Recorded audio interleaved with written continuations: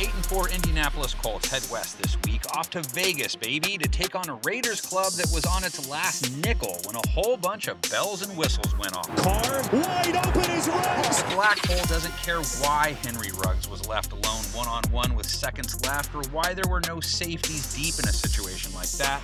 They just care that it led to a Raiders win, salvaging an up-and-down day for Darren Carr, who ended up throwing for 381 yards and 3 TDs. Carr throwing end zone wide open. And while he didn't call in the game-winning TD, Darren Waller was the focal point once again. Waller putting up exactly 2 bills through the air on 13 catches, 2 of them for scores. Waller breaking free, and he will stroll into the end zone. Vegas will now go from facing one of the weaker pass defenses to one of the strongest. Pass over the middle, almost intercepted. Indy has made things tough on QBs all year. Last week, holding Deshaun Watson to 0 TD passes, the first time Watson failed to throw one in a game this season. Watson throwing, and that is picked.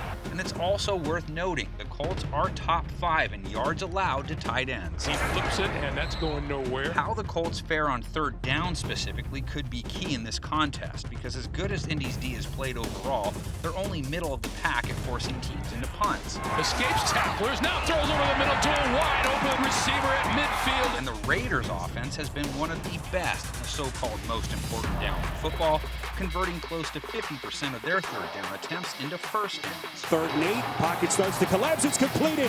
Vegas has been able to convert as often as they do, in part because Carr is one of the least pressured QBs in the league. Carr protected well, slinging it, and it's Waller. And Indy doesn't really pressure QBs too often either. Their sack total is average, their QB hit total below average. Out of a jam again and throwing to a wide open receiver. The Raiders haven't been getting to the QB with any sort of consistency either. Fewest sacks in the NFL. Darnold, 3rd down, pass to the end zone, it's caught. But like the Colts, that lack of pressure hasn't hurt them too bad on the back end.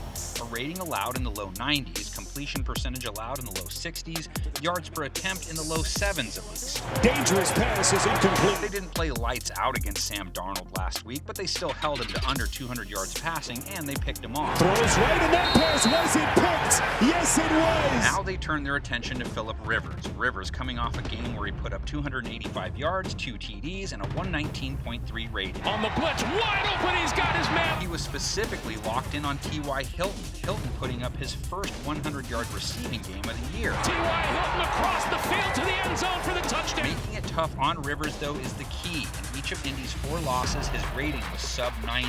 In all 8 of their wins, it's been 90+. Rivers this side of the field again, and it's Hilton. The stakes are high for both teams in this one. The Colts are on their way feeling like Trent and Mikey.